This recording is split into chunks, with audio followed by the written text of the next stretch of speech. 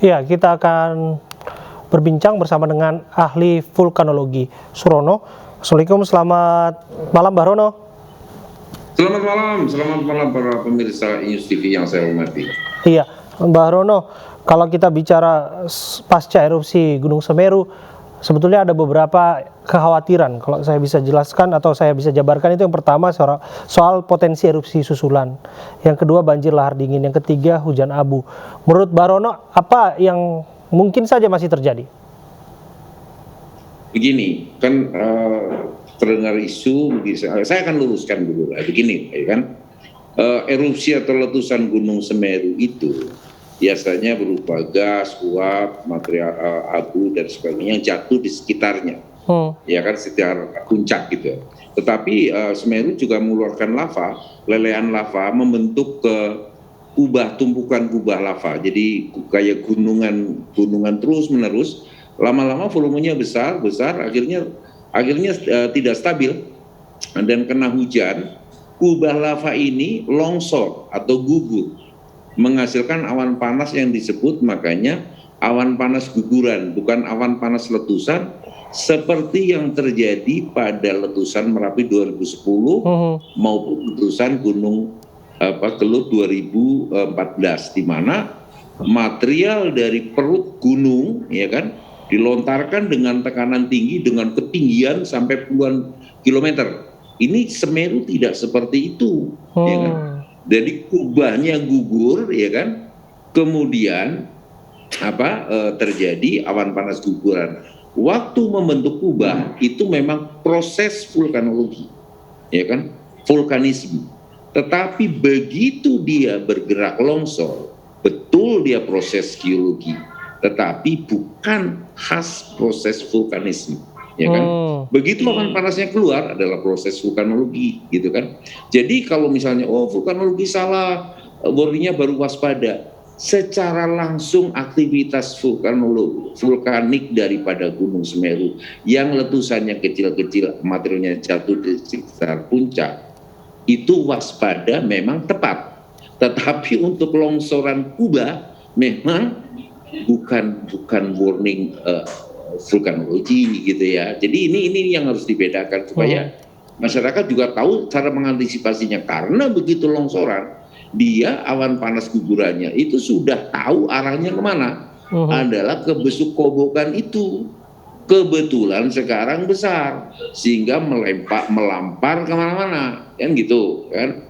Nah, dalam kubah lava yang besar volumenya itu semakin lama semakin besar karena terbentuk terus menerus karena Semeru mengeluarkan lava, gugur sudah pasti. Yang tidak bisa ditentukan adalah kapan dan berapa besar hasilnya awan panas guguran tersebut. Arahnya saja dimitigasi, hati-hati loh, jangan masuk ke daerah ini, karena kalau dia longsor awan panas akan ke sini, gitu kan. Nah, langganannya besuk kobokan, gitu kan. Biasanya kalau kecil ketampung lah semua ke besuk kobokan, ya kalau besar ya melambar kemana-mana, itu saja. Dalam waktu dekat jelas, ya kan, evakuasi, pengungsi dan sebagainya, ya kan. Dalam waktu jangka menengah itu ya jangan mendekat sampai ke sekitar besuk kobokan maupun di sekitar endapan-endapan awan panas, karena itu kalau diinjak kemungkinan masih panas, gitu kan. Dan jangan gali-gali, nanti ada semburan, gitu ya. Itu aja.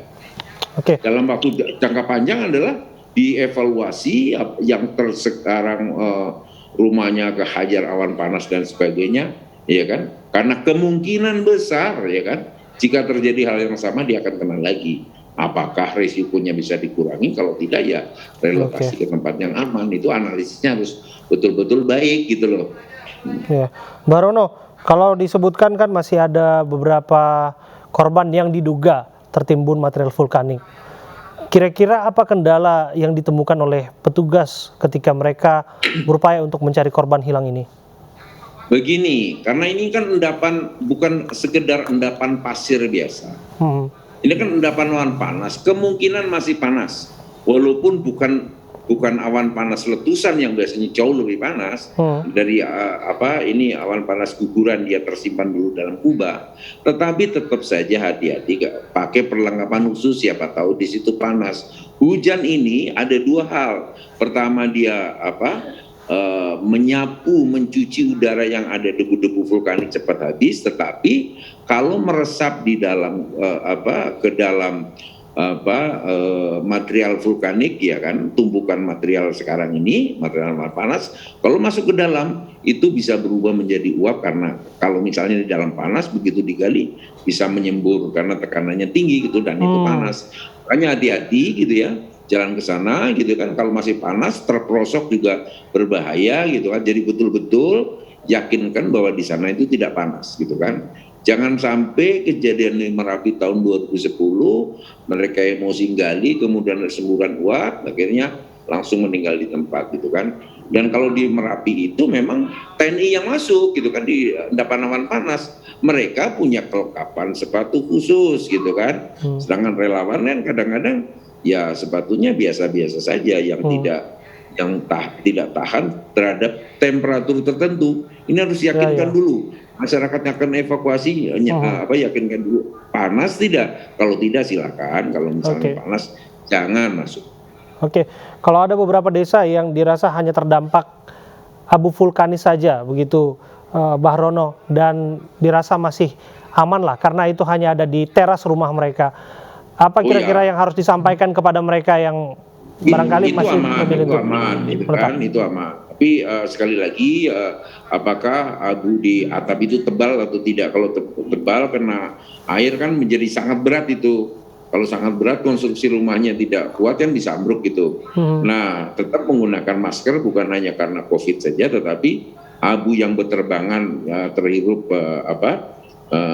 hidung, melalui hidung atau melalui mulut itu bisa menyebabkan infeksi saluran pernapasan akut itu, karena itu mengandung silika, mengandung bahan pembuat kaca itu, ya kan. Dan hati-hati itu jangan sampai itu terjadi. Kemudian, dan ini musim hujan nih kan, endapan material-material itu dengan adanya hujan bisa transport ikut aliran air hujan itu. Itu bisa namanya lahar hujan, itu hati-hati, jangan ada di alur lembah atau aluran sungai yang berhulu di Semeru. Lebih khusus lagi adalah di Besuk Kobokan atau di bantaran Sungai Kobokan itu yang harus super hati-hati. Ya, terima kasih Mbak Rono atas waktu Anda berbincang bersama kami. Mari.